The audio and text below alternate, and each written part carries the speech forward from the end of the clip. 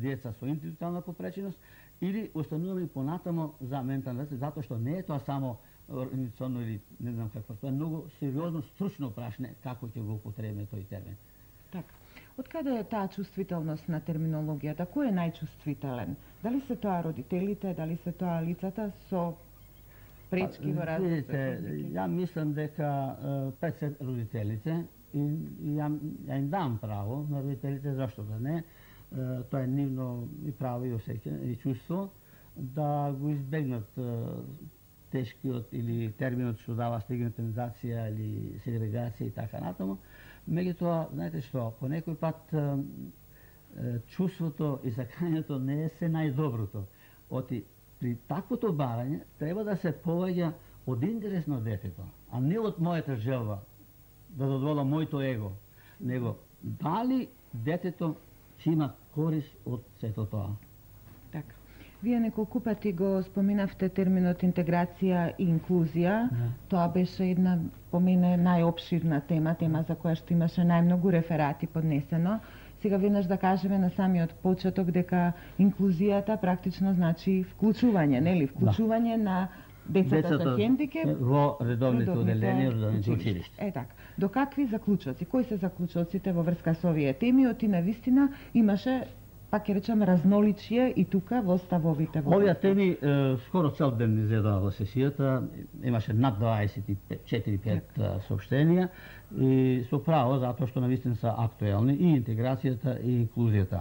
Логно ако може да сумирам, која е разликата? Прво, која е разликата меѓу интеграцијата и инклузијата? Видите, интеграцијата имаме физичка, кога се вклучуваат децата во специјални оделенија при редовни училишта, и функционална, кога се дозволува специјалното училиште и редовното училиште да бидат во иста зграда, значи во соработка некоја.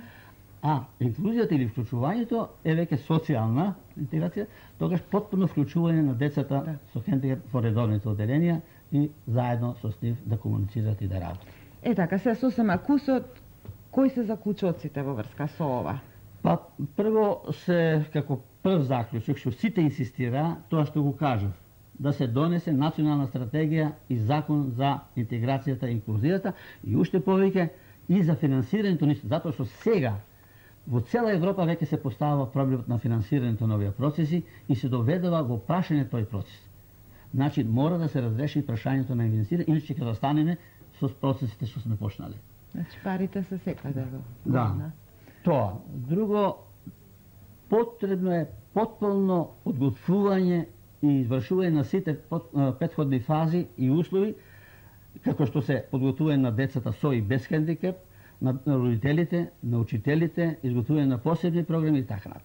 Трето, се предложи да се барат нови алтернативни решенија во тој правец, но да не се укинуваат постојните.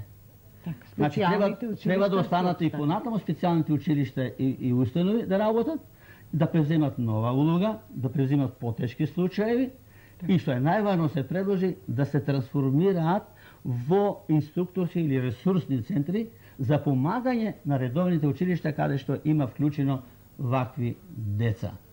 А тоа ќе се види ако се вклучат и дефектолозите таму и ако тие специјални училишти и установи ја преземат таа улога на инструктажа и помагање. Во врска со оваа проблематика ќе разговараме со уште еден гостин ќе имаме тука во студиото и сега сосема накусо за крај на овој наш разговор за темата за која што тешко се изговара, деинституционализација, што тука се заклучи за тоа? Прво се констатира дека е тој процес започнат, дека проектот се изведува веќе 3 години со финансирање на УНИЦЕФ и согласно на Министерството за труд и социјална политика, а се кажа дека треба да продолжи и ако има проблеми и тие проблеми во ход да се разрешуваат. Второ, тука се спомна исто така проблемот на финансирањето, особено ако еден ден УНИЦЕФ престане да финансира, дали владата, државата ќе го преземе. Се искажа охрабрувачки искажувања дека секако ќе наведеното министерство тоа ќе го земе, како што ја зеде улогата и за дневните центри.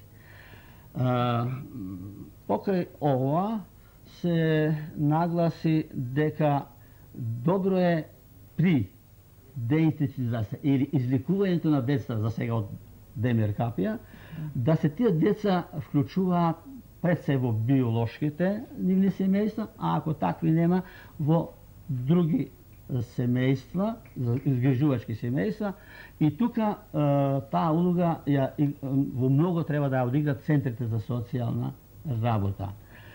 И се укажа дека нема опасност од извлекување на деца до установите, дека установите ќе се затворат, напротив, овој процес ќе помогне да се растоварат капацитетот голем на некои установи, да се створат подобри услови за работа, за заштита, така натаму. И со тоа уште една работа се потенцира, дека тоа ќе овозможи да се дисперзираат тие институции во помали установи во општините каде што се наоѓаат таквите лица.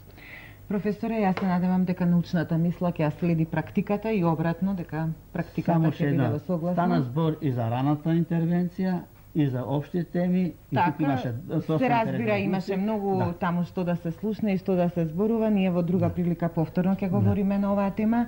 За денес ви благодарам за разговорот. И на вас ви благодарам и за ова повикување, а посебно што пративте македонска телевизија, што пратиште за цело време конференцијата. И има специјални емисии посветени на вашата конференција. Ви благодарам многу.